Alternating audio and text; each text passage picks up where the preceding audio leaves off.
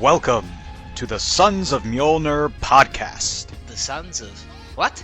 This isn't your Sons of Macaroni, yeah! The Sons of Mjolnir? This is Sons of Mjolnir, yeah! Welcome back, everybody, to another episode of the Sons of Mjolnir. As always, I am one of your hosts, Fat Thor. I'm Gorgon. We are back today. We have a very special guest for us, a friend of the podcast who we're so excited to have on for y'all. We always love when we get to have friends on and introduce them bigger to the comic world. Y'all know them on Twitter as Ultimate Warrior. We know them as Colton Dotson. Warrior, Colton, how are you today, our friend? I'm doing fantastic. I'm super excited to be here. So we wrote BoneHeads, right? That's what it Yes. is. BoneHeads we're getting into? Yes. How did you come up with the name BoneHeads? Well, it's funny because it wasn't initially called BoneHeads. When I first came up with it, the original name was Boners. You should have kept it. Right. I thought about it, but then I got into it and I was like, I just don't know how many people are going to be super amped up to buy a book called Boners. And I didn't want to limit the people who would want to work on the book by saying, hey, I really want you to come and work on this book. Oh, what is it called? Boners.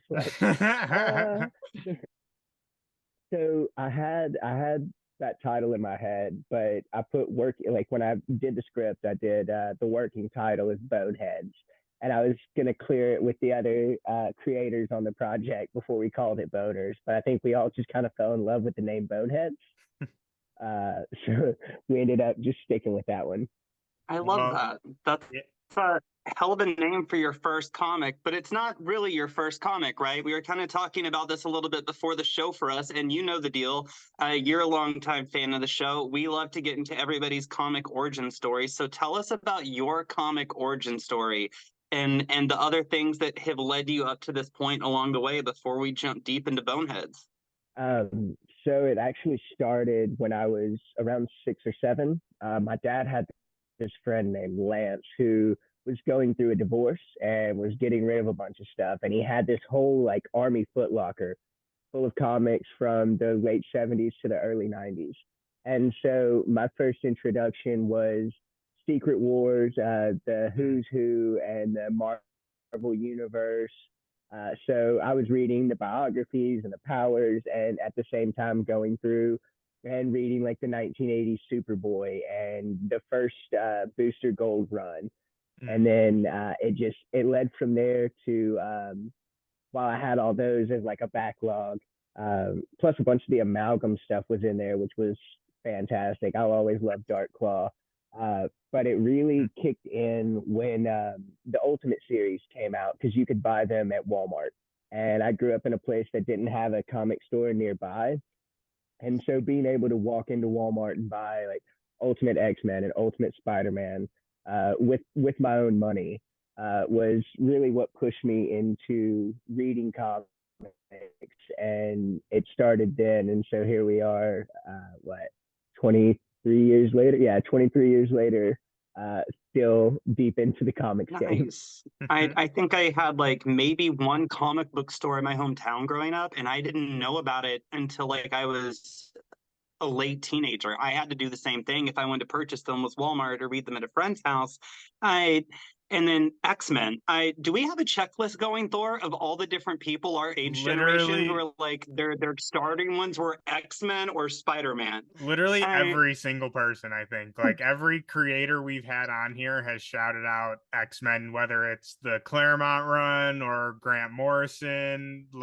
Everyone shouts out X-Men, which is it's everyone's starting point. We were just talking about this too, and we were also just talking about, I think, also the Ultimates too, especially with people around our age range. The Ultimates were huge when we were kids, and we're seeing kind of a resurgence with that right now with Ultimate Spider-Man, Ultimate Black Panther. Those books are going freaking crazy right now. So it feels like everything is coming full circle. That I feel like a kid again with all the books that helped get me into comics back on the shelves. Yeah, I, 100%. So obviously we're all comic fans here. That's kind of how we got to know each other, how we developed a relationship. But I'm also curious. So this book not only shows your love of comics, but I also can tell you're also showcasing some of your other loves here, as far as like heavy metal and horror movies, which I know you're a big fan of. So I also want to just ask a little bit about that kind of origin story part of your life. As far as horror movies go, heavy metal, like how did that all start, and why did you decide to incorporate that into this book? No, I grew up out in the middle of nowhere. And so we didn't really like, I didn't have high speed internet until I went to college at 2012. Mhm. And so where we grew up at, there was not much to do except watch movies and read and listen to music. And so my dad had this crazy collection of horror movies, everything from Texas Chainsaw Massacre, excuse me, all the way up to newer stuff. And so that's what me and him would do. We would sit and watch horror movies. When I was in that was 2003, so I'd have been in the third grade. My dad checked me out of school to drive to the next town over to go and watch Jason X. He also Classic. did the same thing for Clerks too. But no, he actually is a big reason why I got into all the stuff that I did. My dad was a huge metal fan in the 80s. His favorite band's AC/DC, but he got me into Slayer and Metallica. And then by the time I hit the fifth or the sixth grade, when I started skating, me and all my friends really got into punk music. And then from there, it just progressed into heavier and heavier stuff. And so, really, everything from like 80s hair metal to Blink 182, all the way to some of the death grind and bands like that. Now, it was a big progression down the rabbit hole of metal.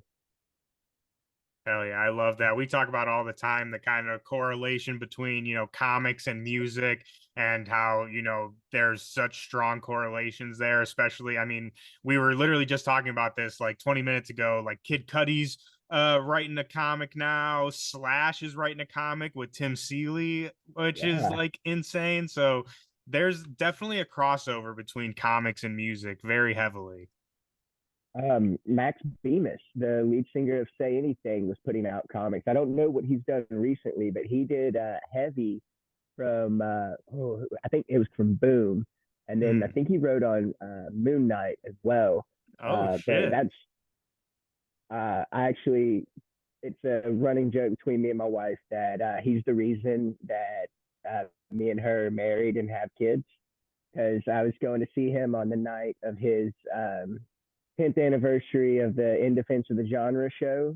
He got laryngitis and couldn't be there. And so I ended up meeting up with this girl I was talking to. And that was 7 years ago. And now we're married with two kids. But yeah, Wow. I would the say, correlation between music and comics runs yeah, hand in hand. Like everything. Gerard Way as well.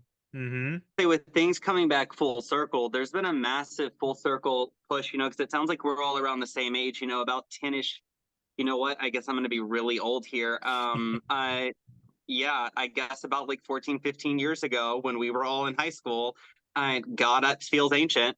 Um, I I really noticed that zombies started coming back to like the pinnacle of where they were, and then from that we started seeing skulls and things become pinnacle again, and then I feel like that made horror music and horror movies and your metal and all these things kind of just have the skulls coming back in fashion. And what do we know? We have a writer who grew up through that, listen to that kind of music, coming out with a comic called Boneheads that's very zombie-esque. So like let's get into it. You have a brand new comic, Boneheads, coming out that you're writing, Colton Dotson. You've got a really cool group of people on with you. Greg Warrenchuk, is that right? Warren Jones, yes. Yeah, on your art, you've got your colors are being done by Barlow Maria, your logo, your variant cover, all that being Joel M. Saavedra, is that right? Yes. So you've got a hell of a team on this brand new comic. Tell us about it. What is Boneheads? I guess the best way to start off that question is with another question, and that is, do y'all know how much a skull sells for, like a real human skull? Are you asking me? Anywhere. Am I supposed to pretend that I haven't read the previews so I don't know the answer to Oh that? yeah. We'll do it. We'll keep on pushing it. It goes anywhere from 1,000 to 5,000, and there are literally no laws unless you live in Tennessee or Vermont against the selling of human bones in the country. And so, with that in mind, I decided that it would be because I also learned about Bourke and Hare around the same time I learned that Bourke and Hare was a pair of grave robbers who were robbing graves to sell to doctors back in the 1800s. And I just thought it would be neat seeing kids who find out that an easy way to make money would be grave robbers and then decide to become grave robbers and sell the bones. But for our super lucky protagonist, they stumble upon a magic amulet in a mausoleum, and it has the power to, if you have enough will or enough want for something, it can bring it to fruition. And because Simon wants money and wants those bones out of the ground, he wills the entire graveyard back to life.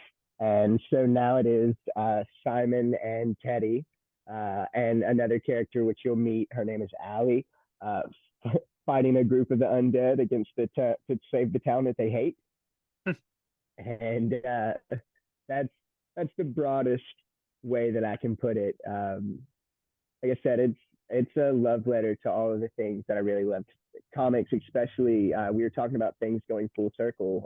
EC comics are coming back, and that is it's a lot of the themes and stuff come from those old EC comics, which on the variant cover that Joel did, you can see we set it up to look like the old EC comic covers. And then, like I said, it comes full circle, but it's little things like that. And you said the music, all of it kind of, that it's a love letter to those things.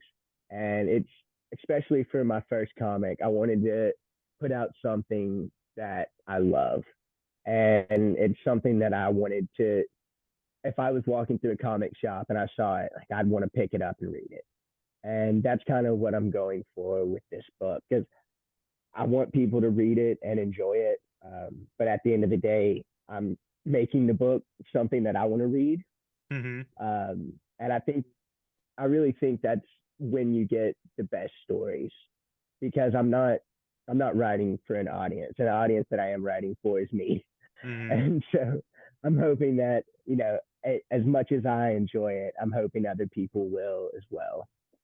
Yeah, and I 100% agree. I am a firm believer in that, when you make something for yourself, like people inherently just kind of respond to that. Like there's something about art or, writing or something when you make it from a very true place. Like I said, people can pick up on that. And in the same respect, people can pick up when it's not real and it's kind of phony, right? So I think that's a great attitude to have. And I definitely felt that through reading the book. That's why I asked you about the kind of heavy metal and the horror movies, because you can feel the kind of love that you have for these things with these two characters. And that's something I wanted to ask you about too, which we talked a little bit about before we started recording here. But just for the people at home who didn't get to hear the conversation, something I really loved about this the preview pages we got to read was the relationship between Simon and Teddy. And like we were talking about, the dialogue between them felt very natural, very real. And I was saying that's, very impressive for especially a first time comic book writer, to have dialogue feel that natural. So can you just kind of talk a little bit about the relationship between Simon and Teddy without spoiling too much with where we're going, but why those characters? So both of them are set up after real life people. Teddy being modeled after my best friend. His name is Bryce. And so Simon has a lot of my bad habits, and Teddy has a lot of my good habits, and also all of my friends like good traits.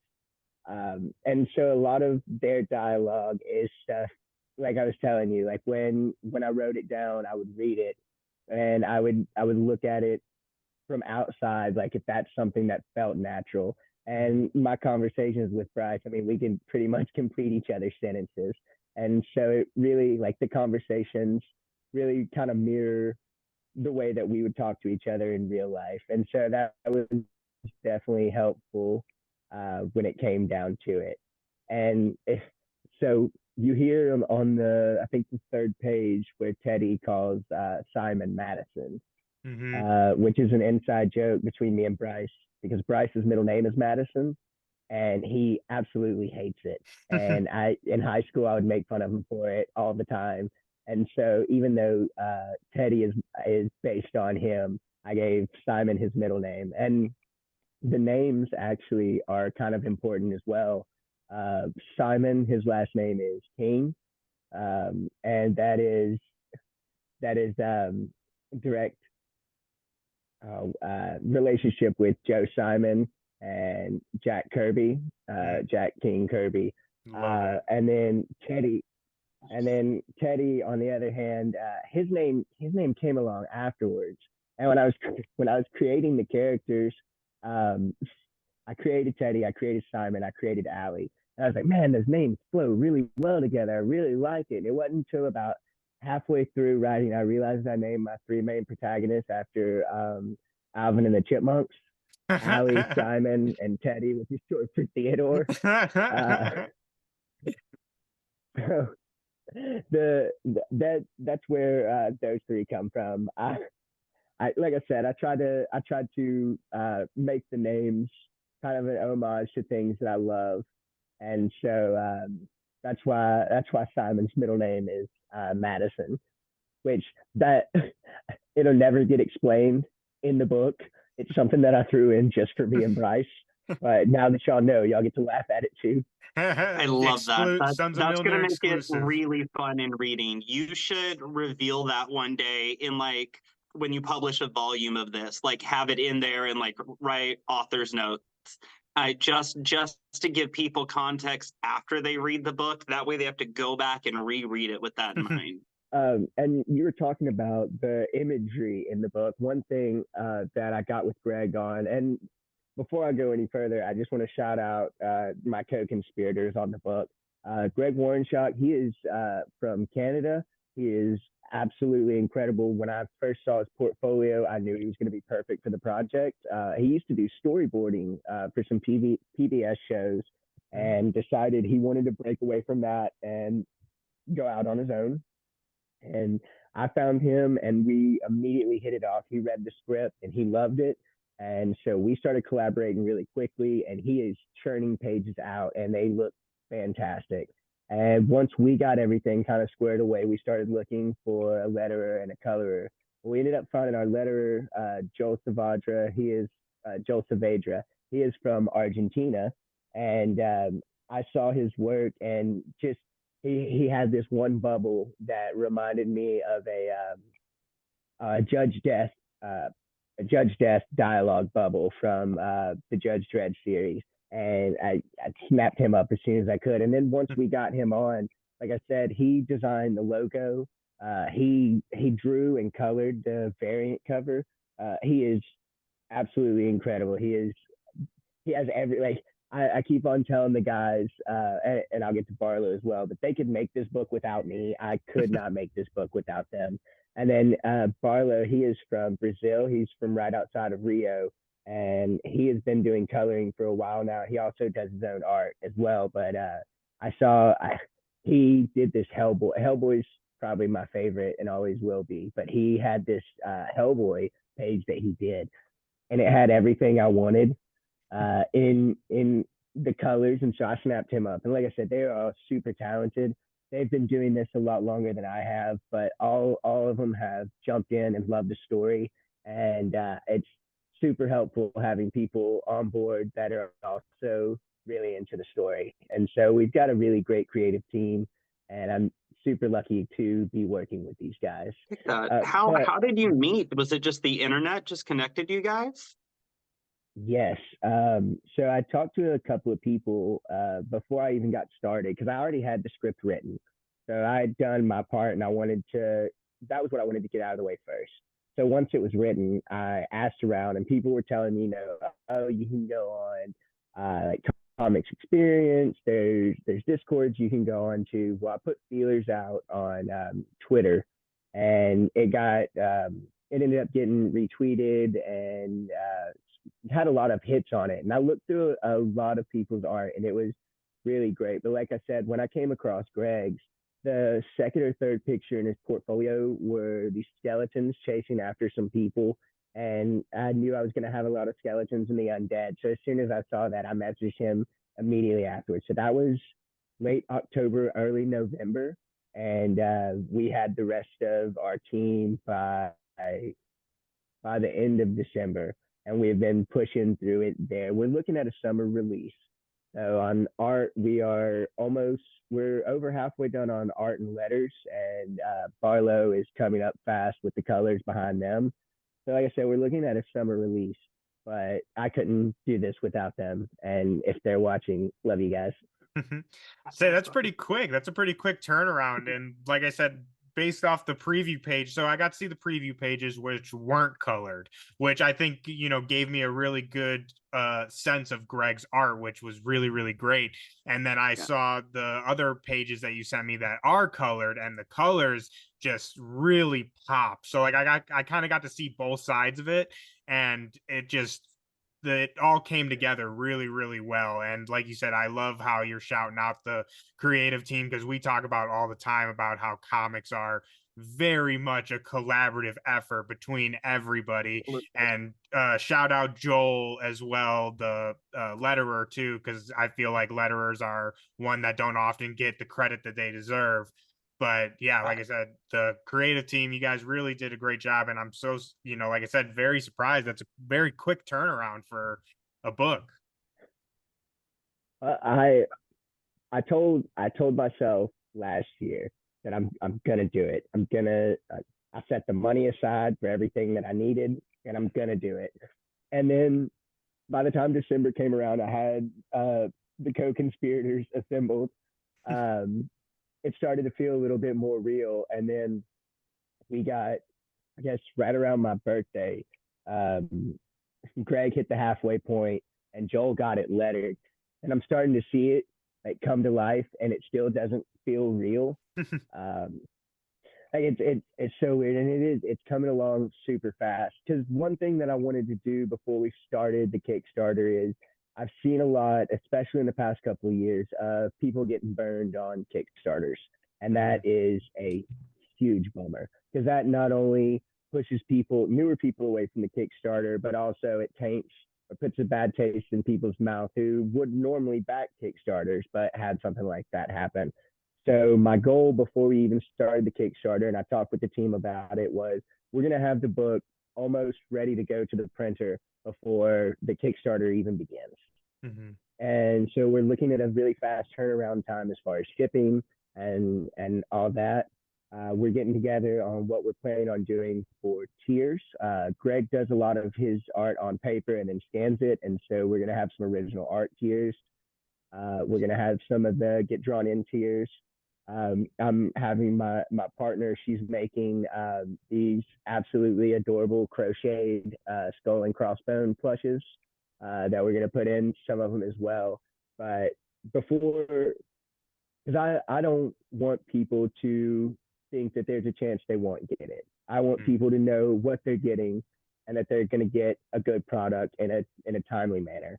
Because out of all the Kickstarters that I've backed, the ones that I think about often are the ones that had a great product, had it get back in time. A big shout out to Aaron Reese, who does Black Blizzard, and Eric Palicki, who does Atlantis Wasn't Built for Tourists, and a few other ones. Both of them had the books out within like 3 weeks of the Kickstarter ending. And I think about that all the time. And so that's something that I want to, when I build up a fan base of readers, is I don't want them to just come because I've got a cool book. I want them to know that cool book's going to come, and they're going to get to enjoy it as quick as possible. And so we are coming along. We are coming along quick, but it's been a long journey to get to this point. And so seeing it come together as quick as it has is really great. And I'm excited for everybody to get a chance to read it. Yeah, I Oh mean, yeah. I can't wait to read the whole thing myself. Obviously, we talked about it already. You're a longtime comic fan, longtime metal fan, all this stuff. So, what was really kind of the spark to jump into writing comics? I'm sure all of us have, written little scripts and like, oh, like this is a great idea for a comic book, right? But and you, like I said, you touched on this a little bit about how you had the money put away, like you decided that you want to do it. What made you jump in with 2 feet to really get this book going? Y'all are gonna laugh. I'd already been thinking about the book, and even before I started putting the money away, I kind of had the idea for this book for a couple of months, just floating around in my head. And then there's this show called I Think You Should Leave, and there's Oh, the skit. I There's love the it. skit in the show. In fact, you read it on the first page. The bones are their money. Tim Robinson. I saw that skit, and Yes. I laughed so hard. Exactly, the bones are the skeleton's money. In our world, bones equal dollars. That's why they're coming out tonight to get their bones from you. And the bones are their money. It's just like, yeah, no, it's perfect. I'm writing that book right now. And I grabbed my little composition book that I do all my writing in. And for like 3 or 4 weeks, I just wrote down every idea that I had. And then the next couple of months, just scratched all of that out and started over. But yeah, it's that was there was already kindling for the fire, but that skit in particular sparked the kindling and made me put paper or put pen down to the paper. You were like, this story needs to be told. I love it so It, much. I love that skit so much too. it's one of those things where, just like I said, the story was there, but then as soon as I saw that skit and had the story bouncing around, I immediately picked it up. And it was always going to be a horror book, but as soon as it popped into my head like that, I wanted to do a horror comedy, which I think is one of the best genres you can do. Mhm. Because especially if you hate yourself, because not only is horror difficult to pull off, but so is comedy. And so I figured I would dive into that first before I do my romantic slice of life comic next. Hell yeah. It sounds like you took a lot of the things that you really enjoyed as not just from your life or inspiration, right, in it growing up, but also like the things you enjoy as a fan to try to give your fans, right? Like with your different Kickstarter packages and all, like how much time did you spend sitting down being like, okay, these are the things that I enjoyed. How can I do that better? Like I did that take a lot of time to get your plan together? Because it sounds like you had a pretty solid plan from the get-go. It really did. It came along about the same length as writing. So as far as preparation, from seeing that skit and having the story kicking around, it probably was 6 months until I had the first script completed. Then that was rough draft, the final draft, all of that. And so I don't know, the what it really came down to was I wrote down the things from other Kickstarters that I've enjoyed. Like I love bookmarks. I love little things like that. And I think we'll try and do more stuff on the next campaign.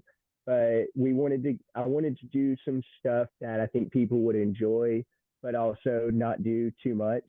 Because we're gonna have 3 covers. Adrian Kaleric, who does Trakovi, he is doing the third cover, and we'll have that coming out soon as well. So we're gonna do the 3 covers, and then I wanted to do little things that were easily achievable. Like my wife loves fibercraft, so I knew it would be easy. We found a pattern, and she can whip them up, I think, in like 2 or 3 hours. They're about fist sized, and so I thought that would be neat. One of the things I thought about doing, but I haven't decided yet, is her dad has these really cool like resin molds, and you can make little skulls in them. And I was thinking about doing little skull paperweights as well. Very And dope. then I'm gonna have our. I wrote this down. It's the dumbest tier, and if anybody backs it, I'll be surprised. But it's there for them. It's the lifetime package, and so for $500, for the rest of my life, any book that I write or that has my name on it gets sent directly to you. Plus, you get to be one of the members of the band in the book, USSRI, which is Steve and his shithead friends, which I can't wait for y'all to get to meet shithead Steve. He's the most wholesome character in the whole book. He's Allie's boyfriend. He's the lead singer of USSRI, formerly Steve and the Shitheads, formerly the Ass Kicking Fat Kids. I love it. Listen, as the depressed trans girl in the room, you've sold me at USSRI, right? Like, gold, like, you get the award. I don't know why nobody's named their band that yet. Like, there's so many depressed communists out there. I love it. I love it so much. You touched on this just recently. So you said you did a horror and a comedy book because you hate yourself. So I want to ask you, we've had a couple other horror writers on here, and I don't know, for me, the process of writing a horror story fascinates me because, like, we've talked about how, like, in movies, a lot of the scare and the suspense come from, like, the music and the score and stuff, things of that nature. And when you're writing, you don't have a lot of those same tools.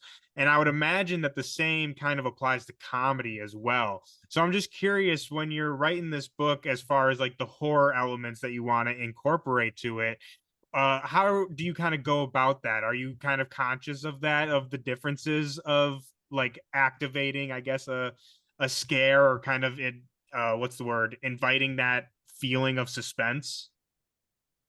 I think the big difference in it is, as far as, like, movies go, like you said, you can have music, you can have the jump scares, and you don't have those two tools at your disposal when you're writing horror.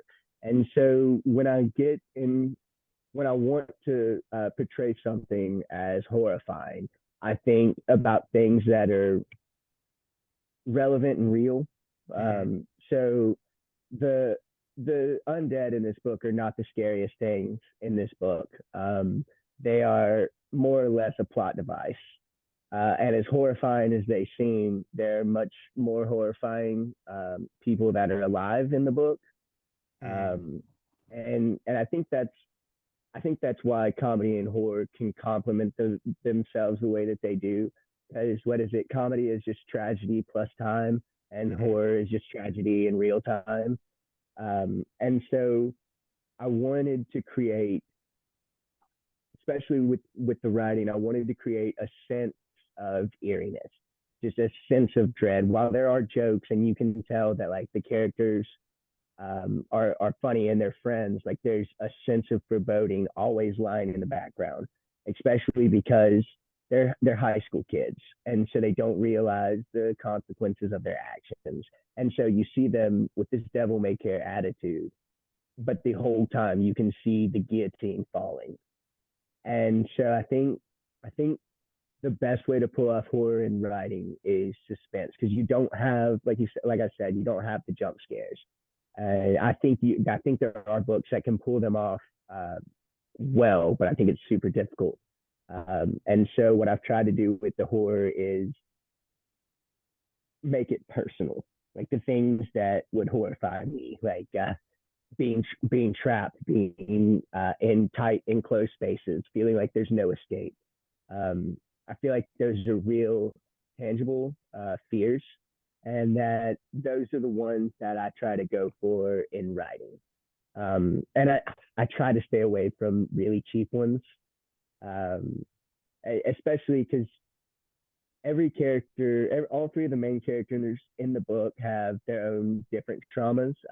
Teddy is from a highly abusive and drug addicted family. Simon, he comes from a well-off family, but everybody in the house hates each other and ignores him like he's not even there. And then Allie, she lives with her grandparents because her parents died in, like, a horrific car accident. And so, because those are all three terrible things that terrify me. I'm absolutely terrified of car wrecks. I've been in a couple of them, and, like, had to do therapy over it. And so, like, that terrifies me. And then, like, I've been around abusive homes, not my family's great. Like I love my family, but I've seen the effects of abusive homes, especially when like drugs are involved. And so like that's Teddy's trauma. And then Simon's trauma stems from it's the reason that he's so outlandish and loud and always seeking attention is because he doesn't feel seen at home.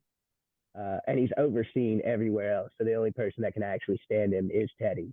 Um, so they're fantastic. But I wanted to portray the things that terrified me in real life onto the page, and have it to where the people reading it, or and not even so much reading the words, but seeing the scenes and stuff that I've set them in. We are going to have a lot of, especially at the end of the first issue, a lot of blacks and a lot of negative spaces, and trying to incorporate that as much as we can in moments that are supposed to be terrifying in the book. Because that was one of the things I talked with the color about. I was telling him, I was like, hey, look, I was like, there's going to be a lot of dark. I was like, so when we go with the undead, I was like, I want them to have kind of a different palette. And he was like, well, what are you thinking about? And I was like, man, this is going to sound really, really dumb. And then I just sent him like 10 different pictures of Mad Balls. Y'all remember Mad Balls? I think so, yeah. I was just like, yeah, I was like, you see how these are slimy and goopy looking? Like, let's do that. And let's make everything else dark and scary. And so the zombies I say zombies, the undead will look goopy and outlandish, while everything else will be set in kind of a more serious setting. But yeah, that's how I've tried to put the horror in there. Yeah, like I said, I love that. And I love like just the process of, like I said, writing horror and these different genres, especially me, because I mostly read like superhero comics is, kind of my bread and butter. So getting into different genres always just kind of fascinates me, of kind of like we said, the different kind of toolbox that you use. So yeah, we've had a a big year for you. We've got you into horror. We've got you into like cyberpunk level stuff, man. We've had a big year for you. Look at you, buddy. I'm always learning. Oh. I'm a student of the game. I'm a student of the game, always learning. Gorgon, I did see on the last episode that you were a big fan of the cyberpunk stuff. I don't know if you've read it, but Thumbs by Hayden Sherman and Sean, I have his name off. I need to go over on my shelf and grab it. But it was an Image book from 2018 and absolutely fantastic. If you haven't read it, I'm going to have to look up.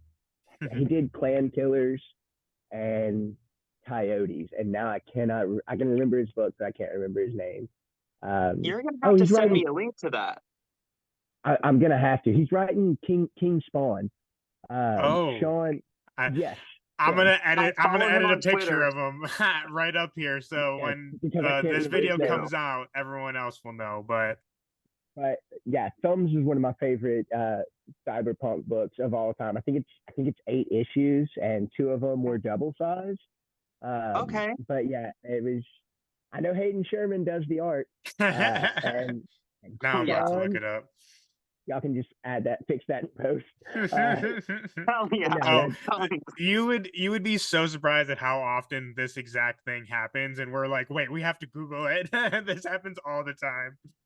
Regularly. Now, you like Thumbs, but we always like asking our people on for things like, what are you reading right now? As someone who's a fan of comics, who's writing comics, what are you reading right now? So I just actually finished up Kira for the first time. I bought the box set and went through all 6 volumes. I am also going through Chip Zdarsky's Spider-Man because I don't know if anybody encapsulates Spider-Man as well as he does on a personal level. And I've read great Spider-Man stories. Chip just gets Peter. I've been getting caught up on the Energon universe that we have going on at Image, and it is Void Rivals, G.I. Joe, Duke, not Snake Eyes, Cobra Commander, and the Transformer books. That whole that whole thing just speaks to me. Mm-hmm. Also, The Weatherman, Volume 3, which I did not know was coming out. The Weatherman is fantastic. If you, here's another great cyberpunk one, Gordon. If you haven't read The Weatherman, it's got 3 volumes. I think it's Neil Vendrell, Sebastian Gerner. There's one other whose name I can't remember right now, but I'm looking at the book on my shelf. Probably, yeah. It is another great one. I also just finished up Dreadstar, which Dreadstar is Jim Starlin's Star Wars on Acid book. Yeah, that is such a perfect explanation. I blazed through it. But other than that, I keep my pull list pretty full. I've actually, luckily, I've gotten to save a little money as far as Marvel and DC goes with their apps, which is great because my pull list was getting outlandish and crazy. And so I try and buy a lot of my indie books, Image and stuff like that. I try and stay up to date on those as well as I can. And so I've also speaking of indie books, another thing I just got done reading was Jared Luhan's Southbound, his Kickstarter that he did. Top notch work. That man is always on top of the game. I love it. But yeah, definitely check out Thumbs.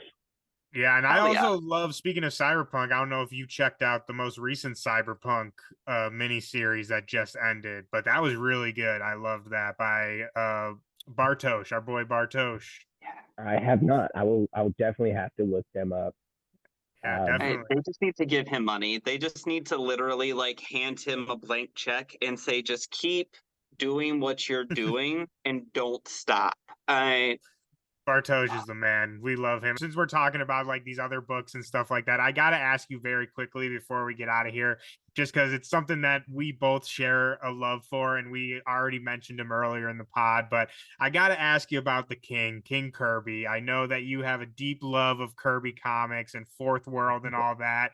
So can you just kind of, just like I said, very quickly, just kind of touch on just what does the King mean to you, you know, the influence that he's had on you? Man, it's hard to even put into words. That Jack Kirby is everything that I love about comics. You can trace back to him. It's the same way I feel about Black Sabbath with metal music, where just their influence alone has spawned just 80 years of comics. I mean, Fantastic Four, Captain America, Orion, Darkseid, all of the new gods. I mean, I named my son Orion, but it. Wonderful. I remember when I found Jack Kirby for the first time. I mean, like I said, I had read Fantastic Four. I read a lot of the stuff that he'd done, but I remember jumping into Fourth World for the first time, and it opened up my mind to what comics could do. His work was so ahead of its time, and you really get that sense when you read the Eternals or you read his Fourth World. His world building was just absolutely mind blowing, and his legacy is still felt today. I mean, there's not one creation that he put his hands on that isn't still. I mean, Black Panther. We got Black Panther. We've got OMAC. He did the Sandman. Which I want to say Sandman was before him, but he brought it back. But no, just all the work that he did and the influence that he's had. Plus, the man was a war hero, and if there's one thing I love more than comics, it's people who have no fear of punching a Nazi in the face. And right. Jack Kirby is a Nazi punching badass. War hero, comic creator, just all around badass. And so Jack Kirby means a whole lot to me. Everything I do, and that every bit of my writing is influenced by not just him, but in a long list of creators that I've fallen in love with over the years. Walter Simonson and his Orion. Speaking of Kirby, his Orion run that he did for DC is 26 issues of absolute just beauty. Walter Simonson is somebody that I put up there next to Kirby as far as storyteller or illustrator goes, because he has just that. They both had a very visionary view of comics, and that really bleeds down into being a big influence on me. And so, like I said, it's almost indescribable how Jack Kirby has influenced me. But I mean, you look at everything since like the 1950s, and the stuff that he had a hand in is what influenced the writers. That, I mean, he really is what H.P. Lovecraft is to horror. He is to the superhero genre, just not a super racist, which is also cool. Yeah, I think that's definitely a bigger very plus good way for to sure. put But yeah, I love that so much. Like, I mean, I think whether or not you know it or not, if you're a fan of comics, you are a fan of Jack Kirby. You may just not know it. But ever since, like, you know, similar to you, when I really started digging deep into Kirby's work and just kind of his philosophy on creating and everything. He created this character. I don't know if you've heard of him, Thor. I don't know.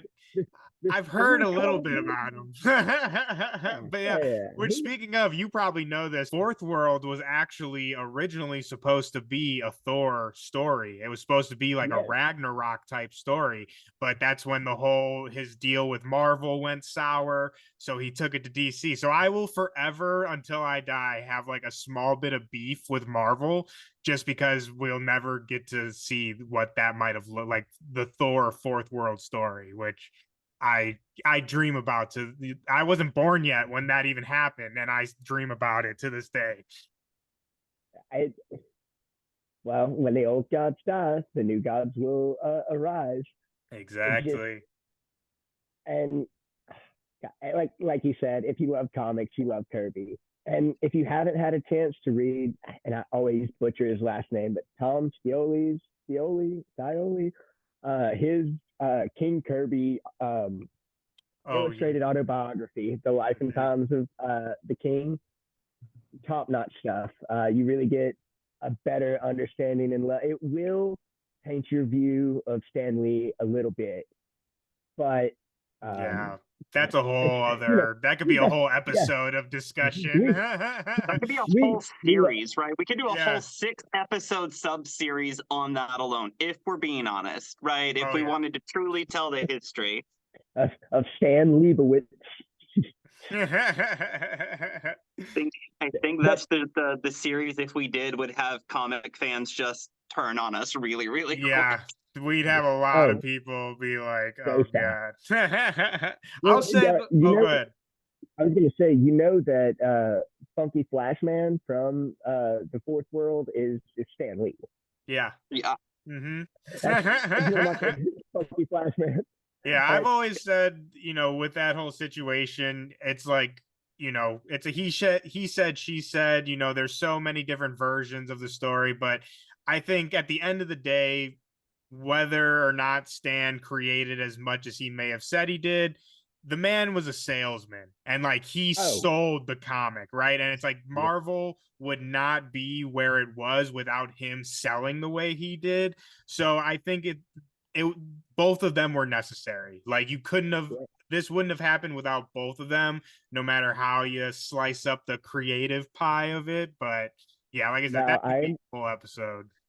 Now, Tom also did a Stan Lee book that I need to order so I can read it too. But yeah, undeniably, both of them are some of the biggest, had some of the biggest hands in comics, next to, you know, like Bill Finger or Gil Kane.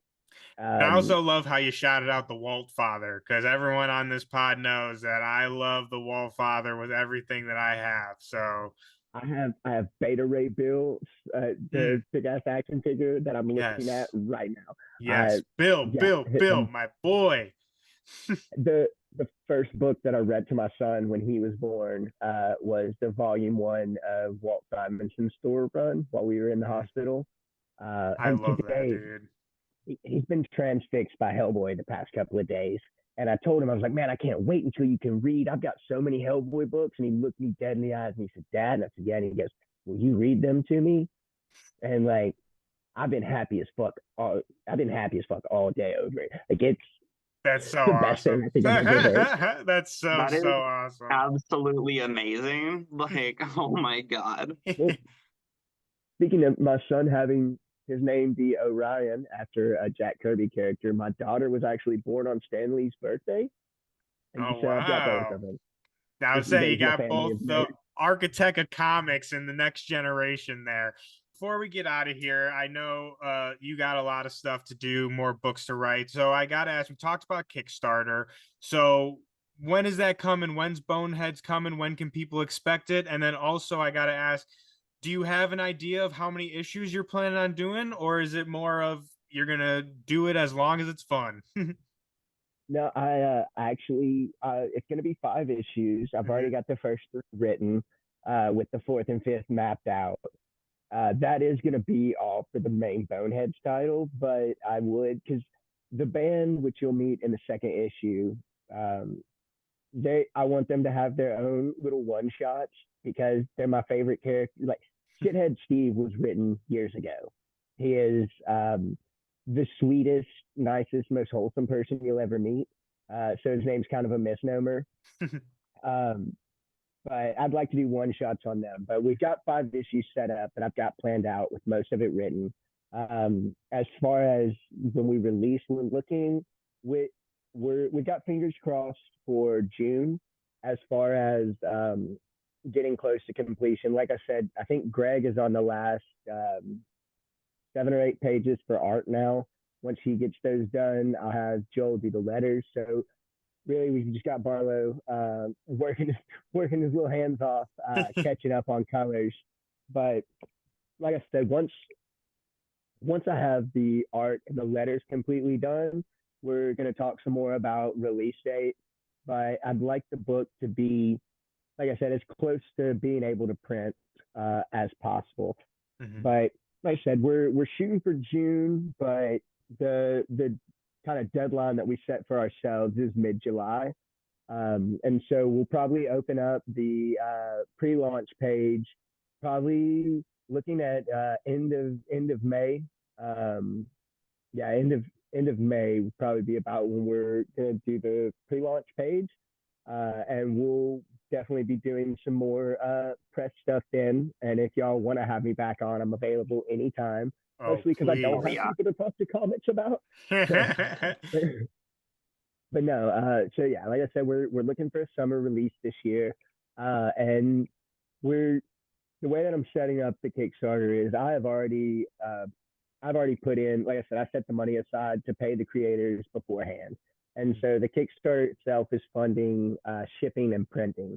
And anything extra that we have goes directly into the next book. And so your faith in this Kickstarter is your faith in the series, because if this is successful, all that money goes into the next book. And lather, rinse, repeat. But please repeat. Please repeat this time. So yeah, that's the plan. We're looking at a summer release, mid-July at the latest, early June at the soonest. And I'll be able to give you all a little bit more information on it the closer we get. Like that's the plan for now. Beautiful. I love it. Everyone that's watching and listening to this, make sure you keep an eye on the Kickstarter. Wait for the announcement. We will be on top of it as the journey goes on. And when the Kickstarter goes live, I will be putting that in the description. So if you watch this video right now and it's not there yet, come check back later. I will, like I said, update that when that becomes available. Again, make sure you go and back BoneHeads. I really love the preview pages that you so gratefully sent to us. So I'm for sure going to back it. And again, just thank you so much for coming and nerding out with us. This has been a long time coming, and our door is always open for you, my friend. We will for sure circle back around once the Kickstarter goes up, keep people up to date. We would love to have you anytime. For sure. And I had a blast as well. Thank y'all so much for having me on. And yeah, anytime, whether it's Boneheads related or not, just let me know and I'll come and nerd out with y'all. Hey, let's just I've talk had some shit about Kirby and stuff. Let's do it. don't talk shit about Kobe. Don't talk shit about He's like, no, I'm not coming back. Tell all of our listeners where to find you and where we can find the USSR stickers that I hear are being made exclusively, the USSRI stickers that are going to be coming out in the Kickstarter package. Hint, hint, I really need one in my life, homie. Y'all can't steal that band name from him either, by the way. I will hunt you down. Yeah, that we name have belongs trademark. to him. Son of Mjolnir trademark right now. That's right. Tell the people where to find you. You can find me on Twitter. It'll be the Ultimate Warrior, but I think it's at 40ounce_goose, which I think is the same for Blue Sky as well as Reds for people who have left the Bastard X site. But you can find me at, and same on Instagram at 40ouncegoose. You can find me at all of those places and come and see what we've got for you. Awesome. And I'll also be putting all of Colton's socials in the description as well. So again, don't even have to leave the video. Just go on below, click the link, and you can find all the good stuff that Colton's doing, all the updates about Bonehead. Again, this has been so much fun. I hope that we can do it again soon, which we for sure will. I hope all of you guys at home enjoyed watching this and listening to this. If you did, please consider giving us a like and subscribe. It really helps us out. And also go over to bcwsupplies.com and use code Sons of Mjolnir for 10% off all of your bags, boards, anything you need to collect. We got you covered. 10% off. Again, that code is Sons of Mjolnir. We hope that you guys all have a fantastic week. Hope you stay hydrated. Your stacks are fat, and we will see you guys all next time. Take your SRSRIs, you boneheads. It's been wonderful. I